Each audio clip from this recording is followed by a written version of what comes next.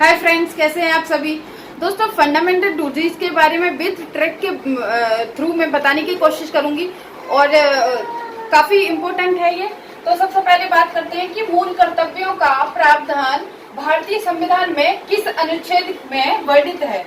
ठीक है, यानी आपसे कहा जा रहा है कि फंडामेंटल ड्यूटीज जो हैं वो भारतीय संविधान यानी इंडियन कॉन्स्टिट्यूशन में किस पार्ट में है, किस अनुच्छेद में है, तो इसके बारे में बताना है। ठीक है, तो फंडामेंटल ड्यूटीज है दोस्तों। तो सबसे पहले ये जान लेते हैं कि फंडामेंटल ड्यूटीज कहाँ से लिए गए हैं, हमारे कॉन्स्टिट्यूशन में कहाँ से लिए गए हैं। सोवियत संघ से लिए गए हैं। ठीक है, अब दोस्तों जैसे अमेरिका में कोई फंडामेंटल ड्यूटीज नहीं है, इंडिया में है। देखिए, लोकतांत्रिक देश, जितने भी लोकतांत्रिक देश हैं उसमें फंडामेंटल राइट्स के साथ साथ फंडामेंटल ड्यूटीज को भी मान्यता दी गई है, क्योंकि एक प्रत्येक नागरिक का ये कर्तव्य बनता है उस देश का कॉन्स्टिट्यूशन की रक्षा करना, उसके आदर्श जो आइडल हैं और उनको सबको प्रोटेक्ट करना, उनकी रक्षा करना। तो सबसे पहले देख लेते हैं कि दोस्तों ये आए कैसे, फंडामेंटल ड्यूटीज जो है वो कैसे आई। तो देखिए, इंदिरा गांधी जब पीएम थी उनके समय में एक कमेटी गठन किया गया था 1976 में। ठीक है, तो ये कमेटी किस कमेटी की अनुशंसा पर ये आए थे, रिकमेंडेशन किस कमेटी की थी, तो ये स्वर्ण सिंह कमेटी। ठीक है, स्वर्ण सिंह कमेटी बनाई गई थी, गठित हुई थी। तो उसकी अनुशंसा पर ही फंडामेंटल ड्यूटीज को इंडियन कॉन्स्टिट्यूशन में ऐड किया गया। ठीक है, तो अब कॉन्स्टिट्यूशन अमेंडमेंट कौन सा हुआ था,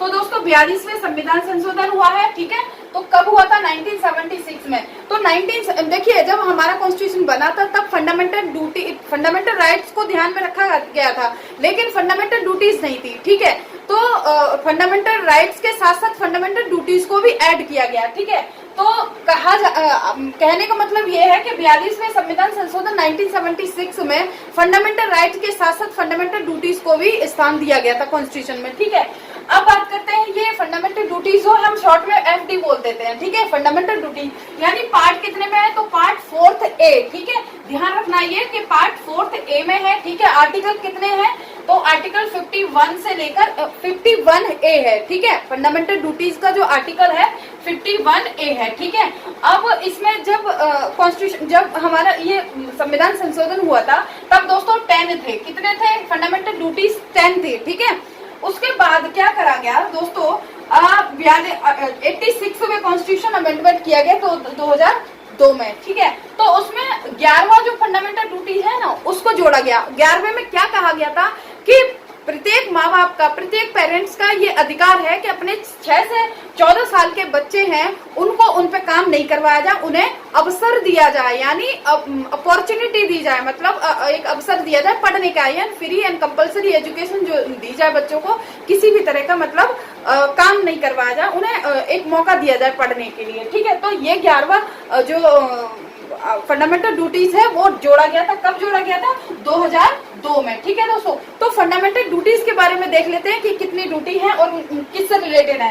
तो देखिए, फंडामेंटल ड्यूटीज पहले में क्या कहा गया है कि प्रत्येक नागरिक का ये कर्तव्य बनता है कि देश का संविधान जो है, संविधान की रक्षा करना। ठीक है, और उसका पालन करना, उसके आदर्श, उसके संस्था, उसका राष्ट्र ध्वज है ना, राष्ट्रगान का सम्मान करना। ठीक है, अब सेकंड जो ड्यूटी है वो क्या बनती है कि प्रत्येक नागरिक का ये कर्तव्य बनता है कि स्वतंत्रता के लिए हमारे राष्ट्रीय आंदोलन में प्रेरित करने वाले जो आदर्श है ना उनका सम्मान करना, उनका पालन करना। ठीक है, थर्ड ड्यूटी क्या कहती है, थर्ड ड्यूटी कहती है कि एकता की, देश की एकता, संप्रभुता, अखंडता की रक्षा करना। ठीक है दोस्तों, और नेक्स्ट ड्यूटी क्या बनती है कि राष्ट्र की सेवा करना। ठीक है, हो सके कि अपना मतलब ऐसे काम करना जिससे अपना भी काम चलता रहे, अपना भी काम हो जाए और देश की सेवा भी हो सके। ठीक है, और नेक्स्ट क्या है, नेक्स्ट ड्यूटी क्या बनती है कि देश में समरसत्ता का पालन करना, मतलब कहा जा रहा है कि समान यानी इक्वल फ्रेटर्निटी लागू करना, मतलब समान भाईचारे की भावना रखना, स्त्रियों की मान सम्मान का मतलब सम्मान करना, उनकी रिस्पेक्ट करना। ठीक है, और नेक्स्ट क्या ड्यूटी बनती है कि सांस्कृतिक जो विरासत है ना, सामाजिक सांस्कृतिक विरासत है उसका पालन करना, उसकी रक्षा करना।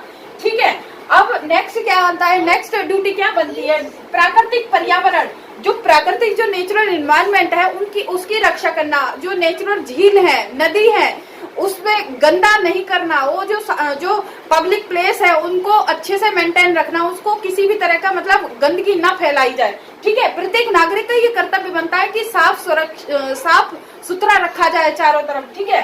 अब नेक्स्ट क्या बनती है, नेक्स्ट ड्यूटी क्या बनती है कि वैज्ञानिक दृष्टिकोण से अपनाया जाए, मतलब वैज्ञानिक दृष्टिकोण अपनाया जाए जिससे मानवता की रक्षा की जा सके, ठीक है। नाइन्थ ड्यूटी क्या बनती है, नाइन्थ ड्यूटी कहा जा रहा है कि सार्वजनिक संपत्ति की रक्षा करना, यानी जो सार्वजनिक संपत्ति है उसकी रक्षा करना, ठीक है। प्रत्येक नागरिक का ये कर्तव्य बनता है कि जो पब्लिक प्रॉपर्टी है उसको प्रोटेक्ट किया जाए, ठीक है। नेक्स्ट ड्यूटी बनती है कि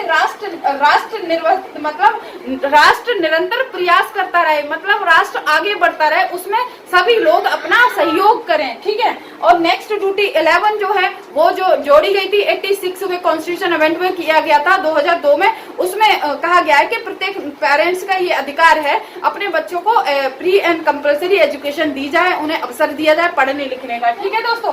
तो ये रहा कुछ important fundamental duties. I hope session पसंद आया होगा, और मेरे चैनल को अगर आप नए हैं तो चैनल को लाइक करें, शेयर करें, सब्सक्राइब करें। Thank you so much for watching.